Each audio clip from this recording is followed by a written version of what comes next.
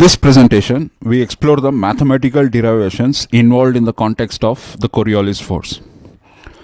Coriolis force is thought to be the driving mechanism behind the deviation of cannonballs from their intended path. That is, if we fire a missile towards the North Pole, they invariably deviate to the right and reach a spot very different from the North Pole. Why and how does this happen? So the usual explanation is the Coriolis effect. In this presentation, we see the Coriolis force derivations using the spherical geometry of the Earth and Earth's gravity.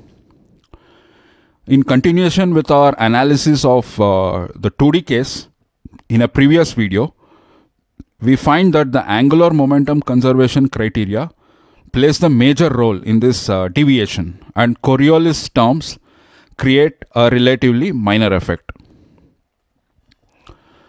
So you can check out the previous part or the 2D analysis of the Coriolis force in this video on YouTube.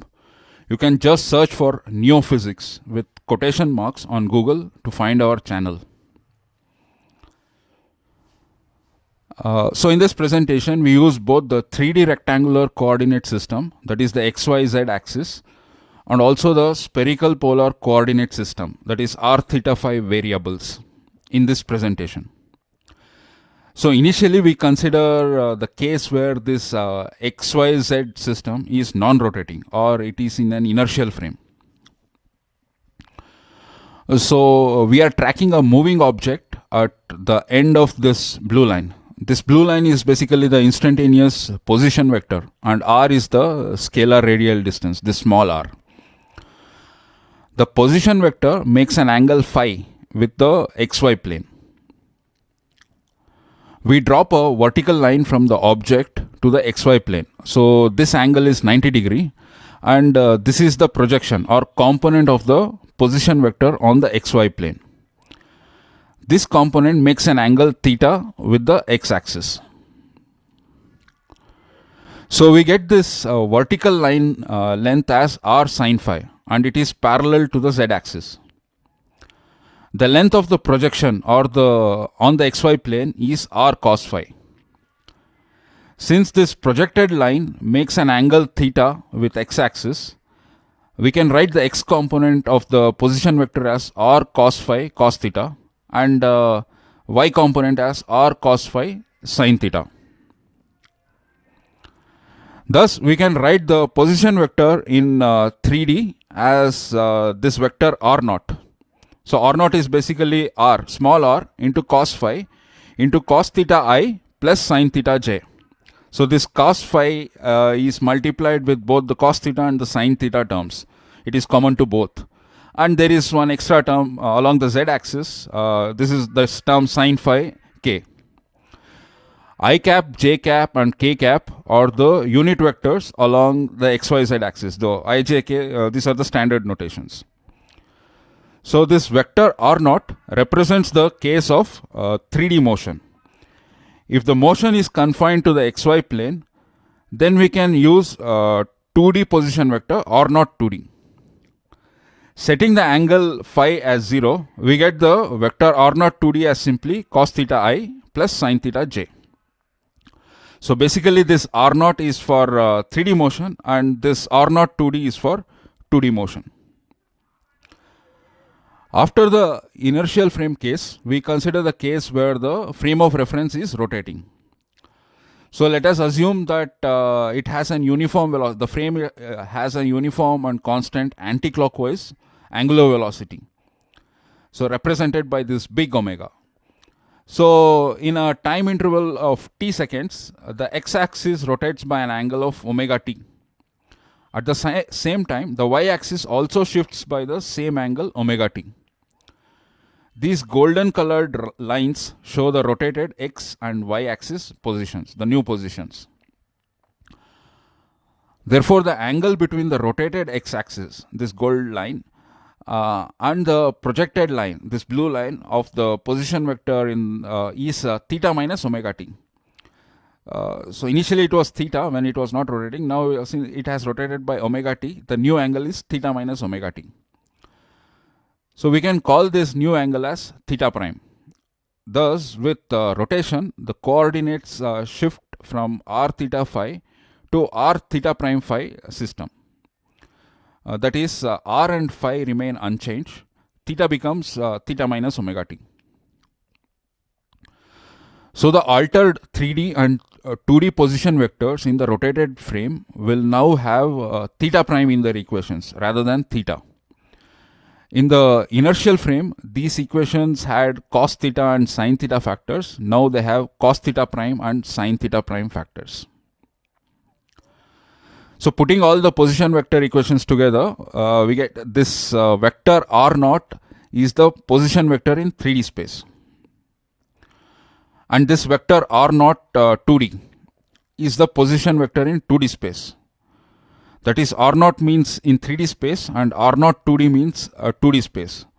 But both the observations are being made from an inertial frame or a non-rotating frame. So both these observations, both these position vectors are with respect to a non-rotating frame. Note that we just use this extra subscript 2D whenever we refer to the 2D equations. So we consider the 3D equations as default, they don't have this extra subscript.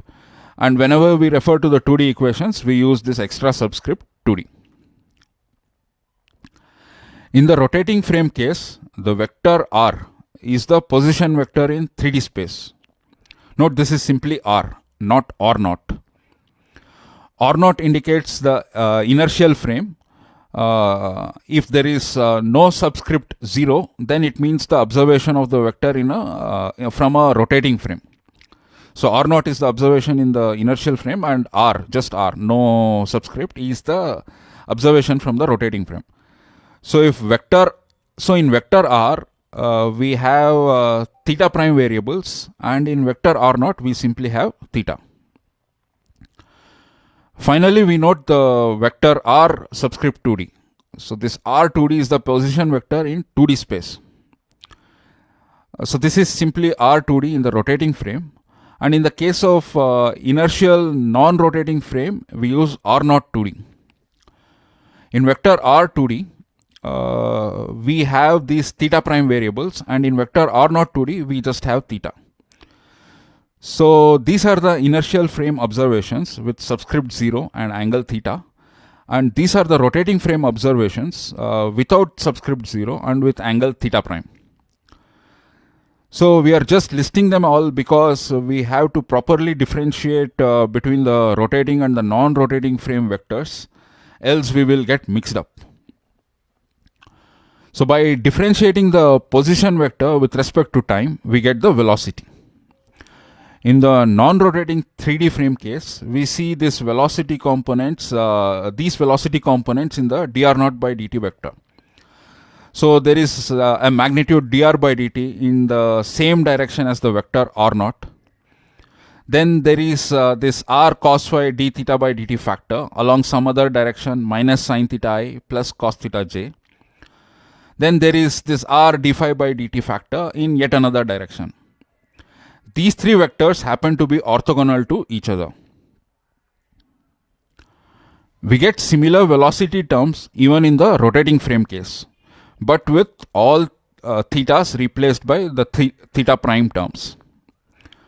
Here also the magnitude dr by dt is associated with an unit vector which has similar expression format as in the non-rotating frame case, but it's not the same. It's similar, but it's not the same. The r cos phi d theta by dt factor is now replaced by r cos theta d theta prime by dt factor, and it is in some direction minus sin theta prime I plus cos theta prime j. Similar expression, but with theta prime as noted. And we have to be careful with this theta and theta primes. The three unit vectors in the velocity component can be conceptually simplified and visualized as radial, latitudinal and longitudinal components of the velocity. So these are all orthogonal to each other. This first term with dr by dt is the radial component. The second term is the latitudinal velocity component, and the last term r d phi by dt is the longitudinal component.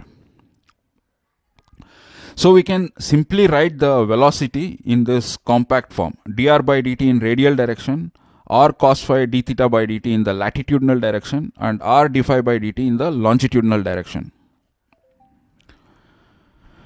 Similarly, in case of observations being done from a rotating frame, we can write the velocity dr by dt in the same compact form: dr by dt in radial prime direction, r cos phi d theta prime by dt in the latitudinal prime direction, and r d phi by dt in the longitudinal prime direction.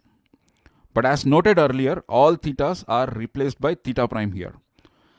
So the radial vector will be called radial prime in the rotating frame. The latitude vector will become latitude prime, and so on. Even in case of acceleration, in the rotating and non-rotating frame cases both, the equation formats are similar. Only all the thetas in the non-rotating frame observation are replaced by theta prime in the rotating frame observation. Along this radial direction, we get the force or acceleration term d square r by dt square minus r d phi by dt square minus r cos square phi d theta by dt square. So this is in the non-rotating frame.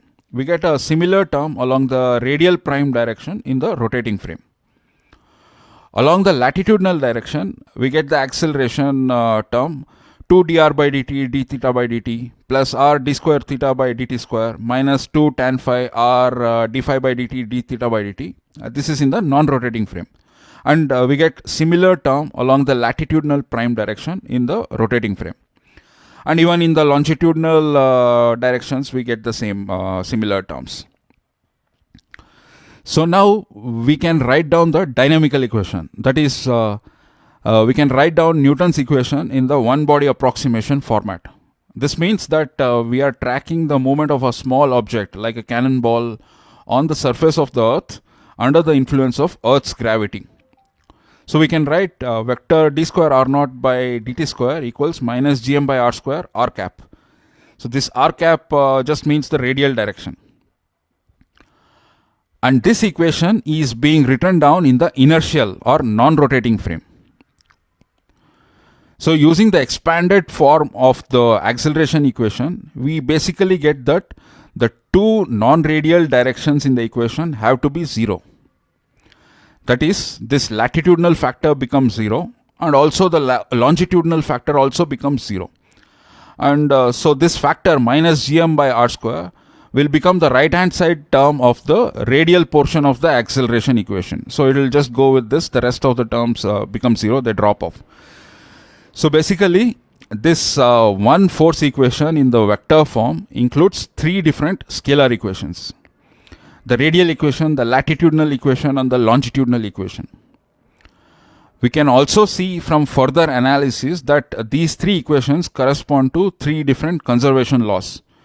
That is, one of them is the energy conservation law, and 2 angular momentum conservation laws.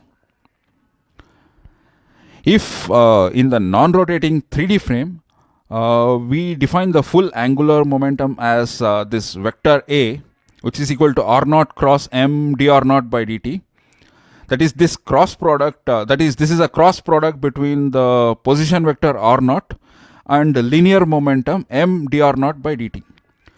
This small m is the mass of the cannonball or the mass of the object under observation. This angular momentum is being calculated based on observations from the inertial non-rotating frame. So we find that the latitudinal force component being 0 is related with the angular momentum conservation along the z-axis. This term A subscript k is basically z component of the full angular momentum, and this latitudinal force being 0 implies that this ak is constant. The longitudinal force component being 0 is related with the net angular momentum magnitude conservation. That is, the magnitude of A is constant because this is 0. And using the above 2 angular momenta equations, we can find that this radial component of the force is related with the energy conservation equation. We shall look at the full detail in the next part on this Coriolis effect. It will take a bit of time to demonstrate these relationships, so we will skip it for now. In a future video, we will take it up. So in the force balance equation, what we will be left with is the radial component alone. This is what we see in the inertial frame. Note, this equation is valid for unconstrained motion only. For constrained motion, we need to either follow the free body diagram method or Lagrangian method, or directly use the energy and angular momentum conservation methods to get the proper results. But when the motion is unconstrained, this equation is valid and exactly corresponds to the solution we get by applying the energy and angular momentum conservation equations. Moving on to the force equation terms in the rotating frame, we get the same format equations as in the inertial frame, but with theta primes. Here, the latitude prime and the longitude prime equations are not zeros because they have these theta prime terms, not theta terms. So we need to expand these theta prime or d theta prime by dt terms in order to evaluate these expressions properly. So we shall now expand them. So for the radial prime, latitude prime and the longitude prime terms, we get one part whose scalar form is same as the inertial frame, and another part which is the remainder term. So the terms inside these red curves are the remainder terms that depends on the angular velocity of the frame of reference, that is omega. If omega is 0, these terms drop off. And rest of the unmarked terms have the same exact form as the inertial frame expressions. This term inside the square bracket is same as the radial expression in inertial frame, but in the radial prime direction, not in the radial direction. And it also evaluates to minus gm by r square like in the inertial frame case. This is a scalar value. The latitudinal and the longitudinal theta terms evaluate to 0 like in the inertial frame case, but again in a different direction, in the direction of lat prime and lon prime, not in the lat and lon directions of the inertial frame. Finally, on the right hand side, we will be left with these terms inside the red curves and this minus gm by r square term. So in the radial direction, we have the minus gm by r square term like in the inertial frame case, but there is some extra radial term depending on omega. As such, we may note that if omega is positive and greater than 2 d theta by dt, this term can be a centripetal force, and if omega is lesser than 2 d theta by dt, then this can be a centrifugal force. It can flip sign depending on the values of omega and d theta by dt. In any case, it has one minus r cos square phi omega square term which is centripetal, and there are some non-zero omega dependent terms along the lat prime and lon prime directions. And these terms can be combined in different ways, and one of the way is using the Coriolis form. So vector dr by dt is the observed velocity in the rotating frame. If we take a cross product of this velocity with omega k vector, then we get these terms. So this cross product 2 dr by dt cross omega is basically the Coriolis force term.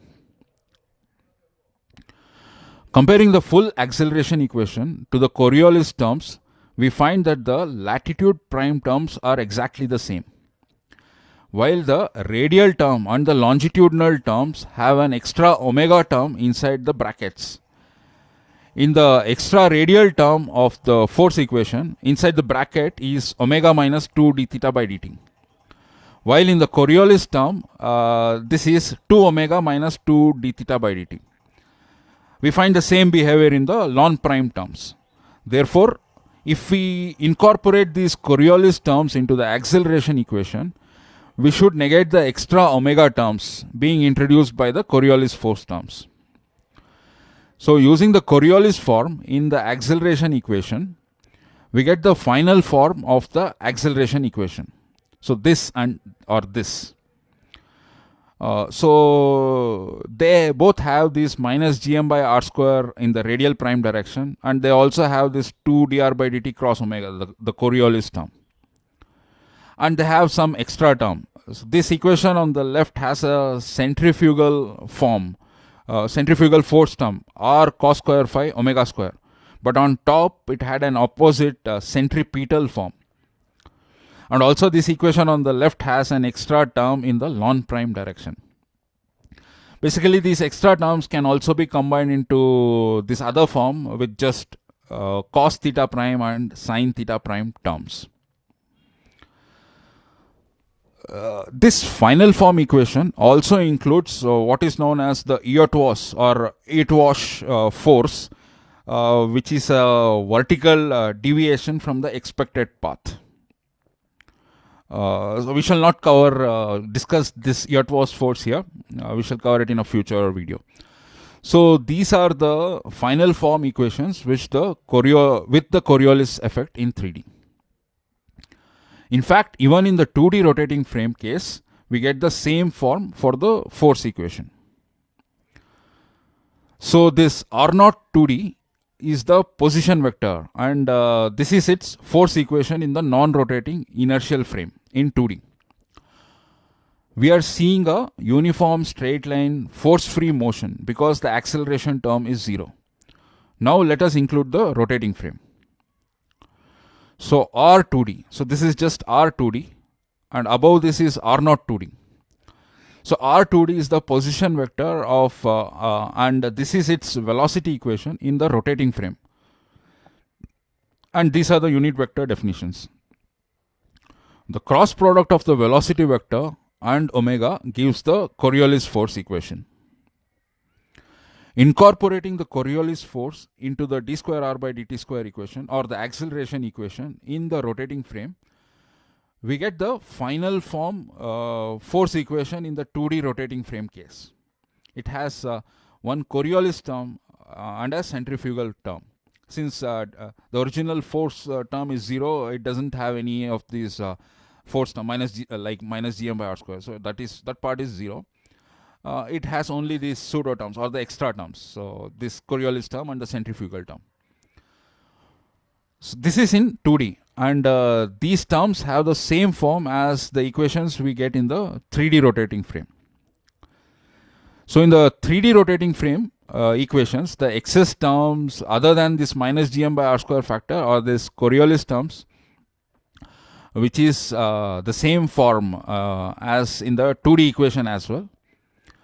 And a term in the, that is basically the Coriolis term is the same in both the 3D and the 2D equation, and a term in the 2D radial prime direction. So this is 2D radial prime direction, and in the 2D equation also this is the radial prime direction in 2D. So these forms are the same.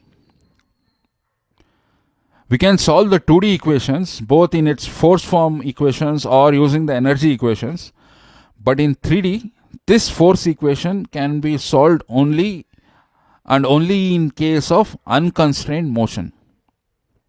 In case of constrained motion, especially if we assume that the radial distance is constant, the object is constantly stuck on the surface of the earth at a constant distance, then this equation falls apart. Newton's method is actually not universal. We have discussed this earlier. You can check out this video for more details about the limitations of Newton's method. This is another video on our channel. You can search for it. Further, solving the force equation in the rotating frame is much harder and may also induce more numerical errors if we follow the numerical methods using this second order equation. Whereas in most cases of near Earth orbits, that is for calculating trajectories of cannonballs and ICBMs, using the energy and angular momentum conservation equations, using these angular momentum and energy conservation equations, we can use them to get analytical solutions like this. We will discuss these solutions in detail in a later video. So this solution is in the non-rotating frame. This sin phi and tan theta minus theta naught, these are in the non-rotating frame. In order to get the solution in the rotating frame, we just need to find the theta prime term, that is find theta minus omega t, which is pretty simple to calculate. So the best way to solve this equation is first solve and if possibly find analytical solutions in the non-rotating frame, and then just find theta minus omega t term for the rotating frame solution.